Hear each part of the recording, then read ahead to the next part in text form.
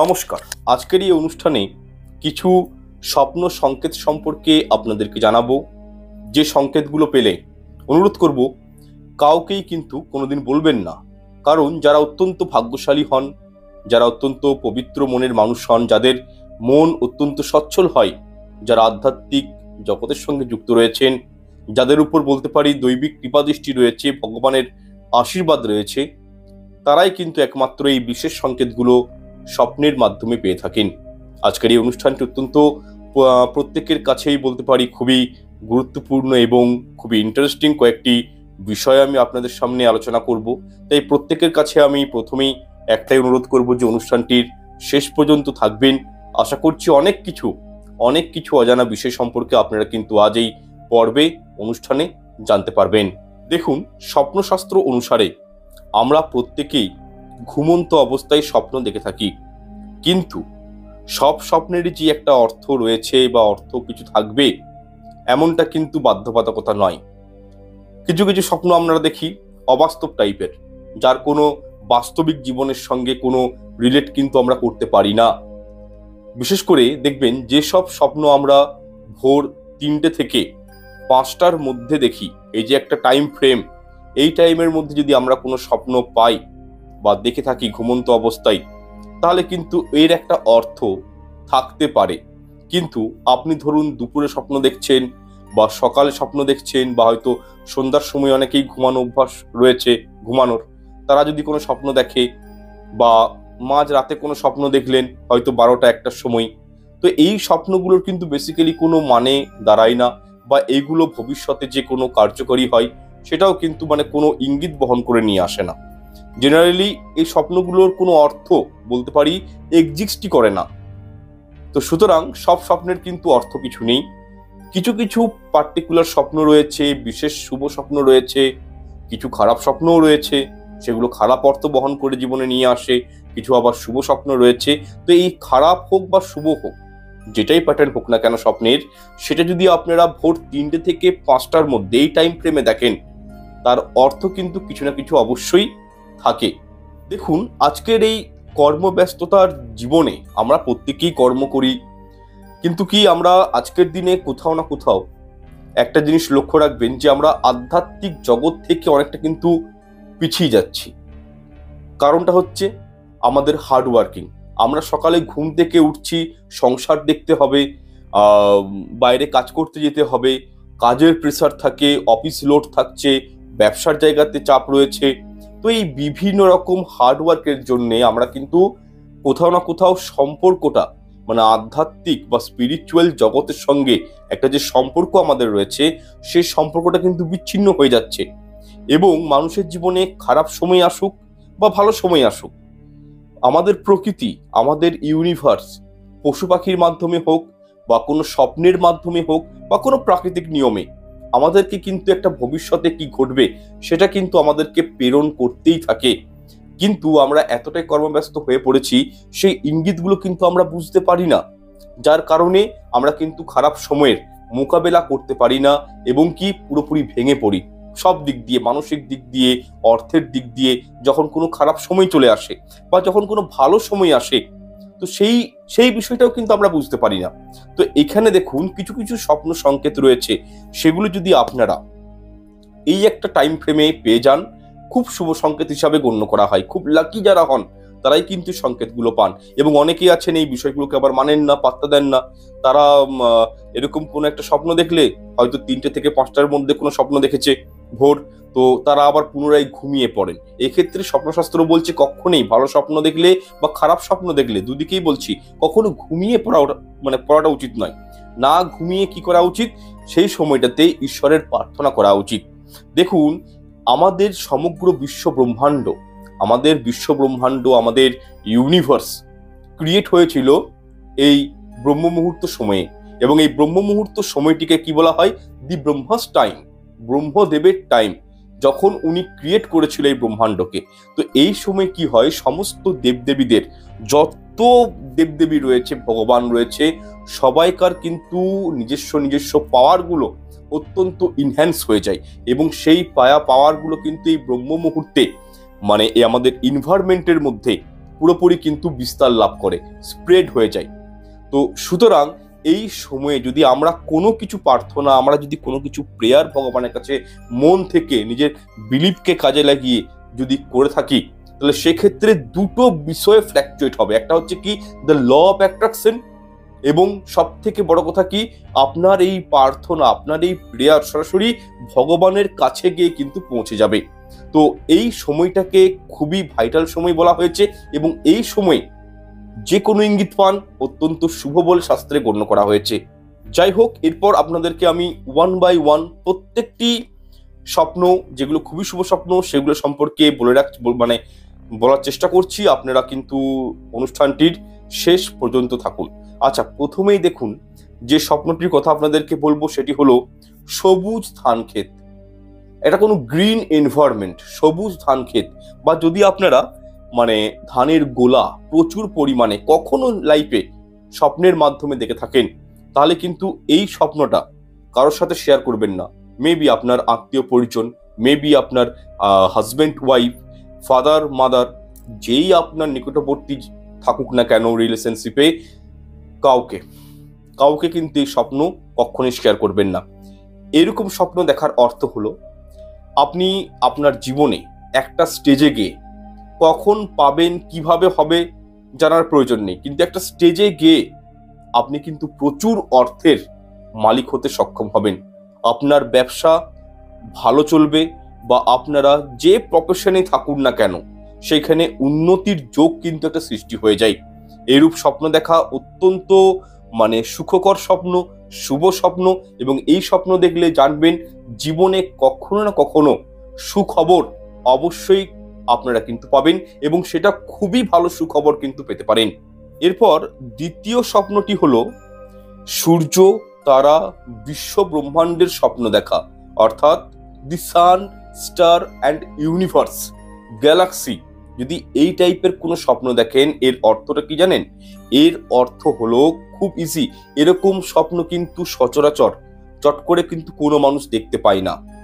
যাদের উপর দৈবিক কৃপাদৃষ্টি রয়েছে, যারা অত্যন্ত পুণ্য আত্মা, সব থেকে বড় কথা যাদের শরীরে কোনো নিজস্ব একটা পজিটিভ পাওয়ার রয়েছে, তারা কিন্তু এরকম স্বপ্নের দ্রষ্টা হয়ে থাকেন।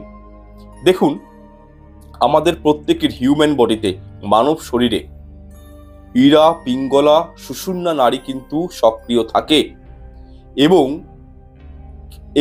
এই যে নাড়িগুলো, এদের যে একটা অ্যাক্টিভেট ক্ষমতা রয়েছে, যাদের ধরুন চক্রগুলো অ্যাক্টিভেট হয়ে যায়, আমাদের পিঠের সাইডে, প্রত্যেকটা মানুষের পিঠের পিছনে ব্যাকবন যেটাকে আমরা বলি, ওই ব্যাকবনে যে সুষুম্না নাড়ি রয়েছে, ওই সুষুম্না নাড়ির মধ্যে বিশুদ্ধিকরণ, আজ্ঞা চক্র, তারপরে হচ্ছে আপনার সহস্রহার চক্র, হ্যাঁ।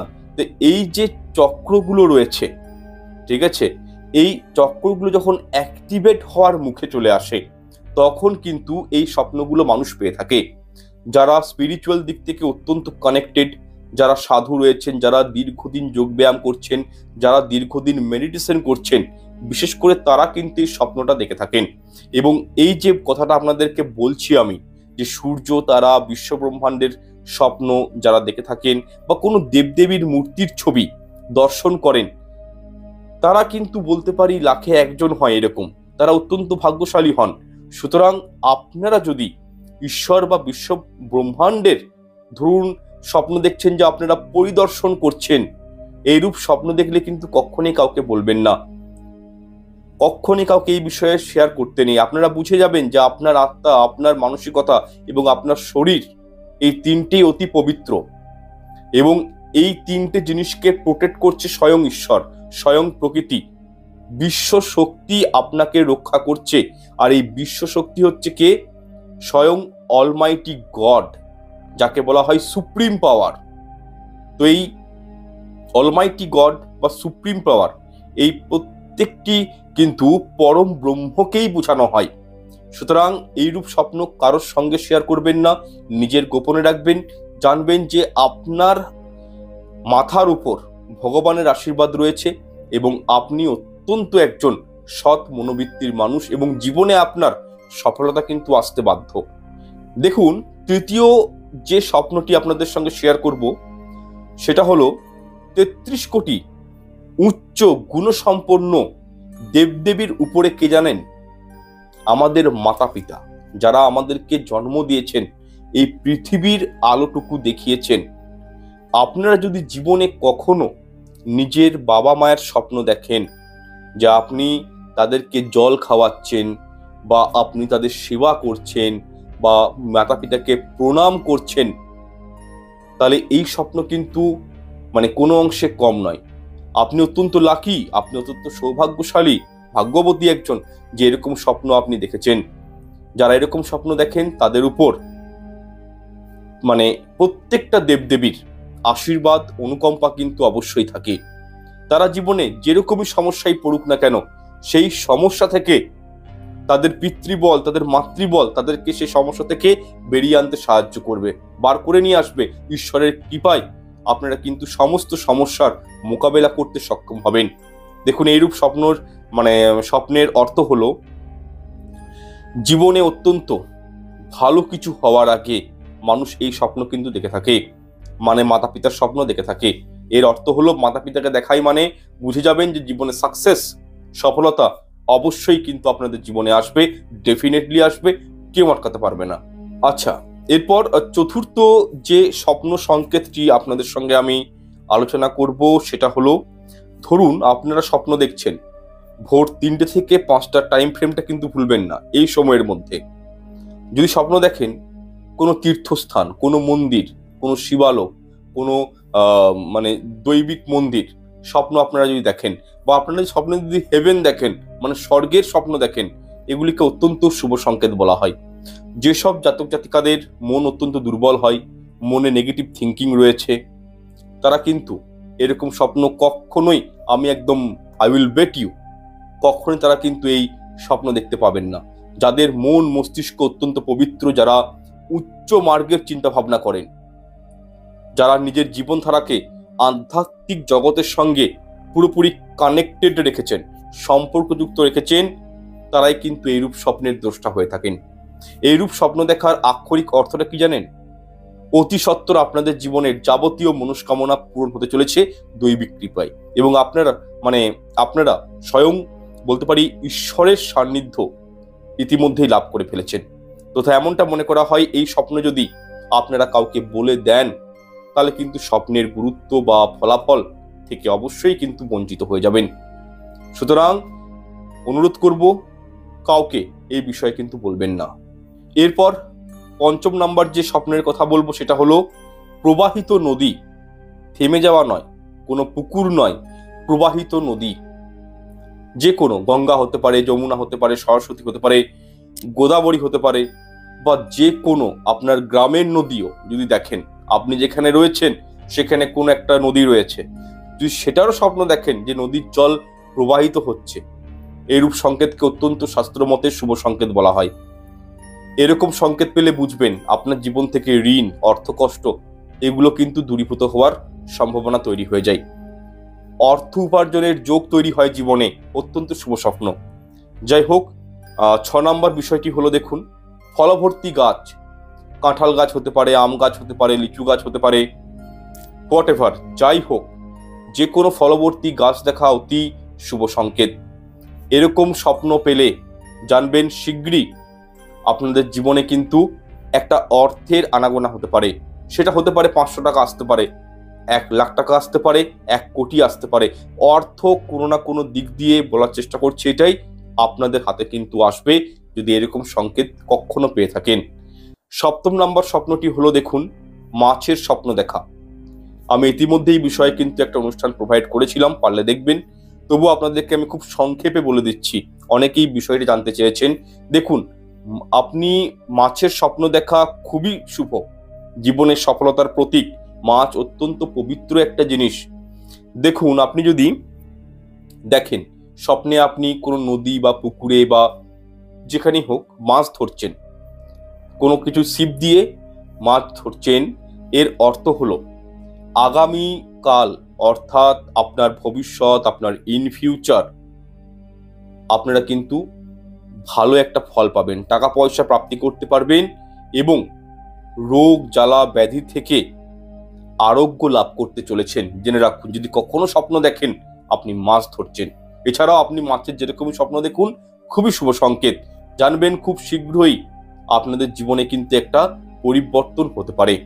যাই হোক, অষ্টম সংকেতটি হলো, যদি আপনারা কখনো ভোর 3টে to 5 AM এই একটা টাইম ফ্রেমে রামধনুর স্বপ্ন দেখেন, বা নিজেকে নাচতে দেখেন, বা নিজেকে মধু খেতে দেখেন, তাহলে বুঝবেন যে খুব শীঘ্রই আপনাদের জীবনে বিবাহের যোগ সৃষ্টি হচ্ছে, অর্থাৎ দাম্পত্য জীবনে, সাংসারিক জীবনে আপনারা কিন্তু প্রবেশ করতে চলেছেন, বা একটা সুন্দর যোগ তৈরি হচ্ছে।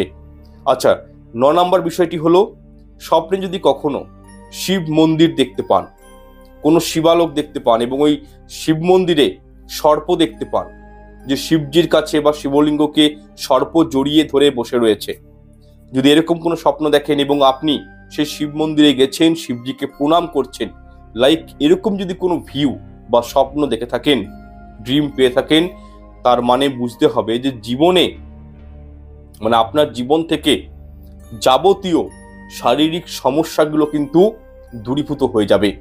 আপনি আপনার জীবনে সুস্থ সবলভাবে জীবনযাপন করতে সক্ষম হবেন। কারণ দেখুন, মানে আমাদের হিন্দু শাস্ত্র মতে শিবালোক, শিবের স্বপ্ন দেখা আরোগ্যের পথকে ইন্ডিকেট করে।